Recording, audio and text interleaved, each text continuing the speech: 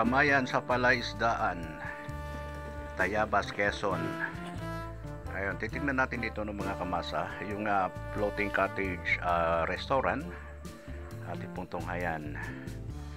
Sa hapong ito, magandang hapon sa lahat ng mga nanonood ng ating video.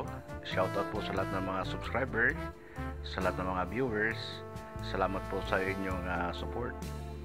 Ito, Kamayan sa Palaisdaan. Ayun po sa ating kaibigan, ay siya po ay nagsabi dito sa lugar na ito na ito po ay dinadayo ng mga celebrity dito po sinyoting yung kumpanyerang Cuba dito din po sa lugar na ito. Makikita po ninyo ngayong hapon ating iikotin itong floating cottage restaurant.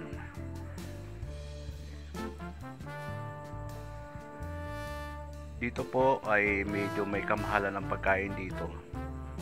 Ito po ay kilalang kilala ng mga artista itong lugar na ito, no, mga kamasa.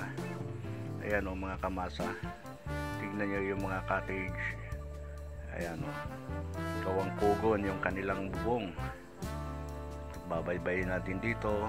Ito meron silang mga sample ng turmeric. Bigyan tayo ng sample.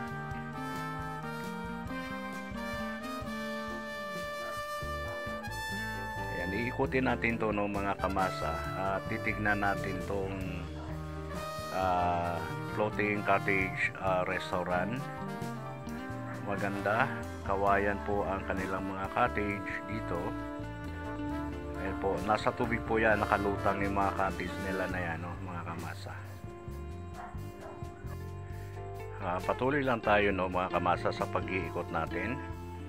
At napakatahimik tong lugar na to at napakalamig dito, no. Ayan ang CR nila.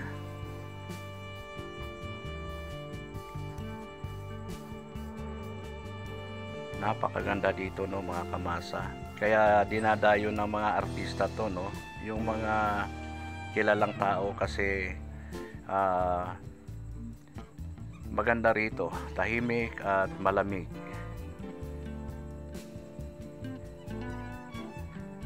Ayan, lalakad pa tayo doon sa bandang dulo din. Medyo kakaliwa tayo, no. Actually, sa oras na ito, medyo walang ganong tao. May mga unti-unting dumarating. May mga dumarating po dito, mga pakumpul-kumpul po ang mga dumarating. So, habang tayo po yung nag-iikot dito, ay meron po tayo nakitang isang batalyon na dumating. Ayun, kaya kakain po sila rito. Kamayan sa Palaisdaan. Ayun, meron din po silang second floor. Ayun, pwede ka rin dyan. Mamili lang po tayo dito kung saan ang gusto natin pumwesto, no, mga kamasa. Ayan yung picture natin, mga kamasa. Ayan, binidyohan natin. Ayan sila yung mga nakarating dito.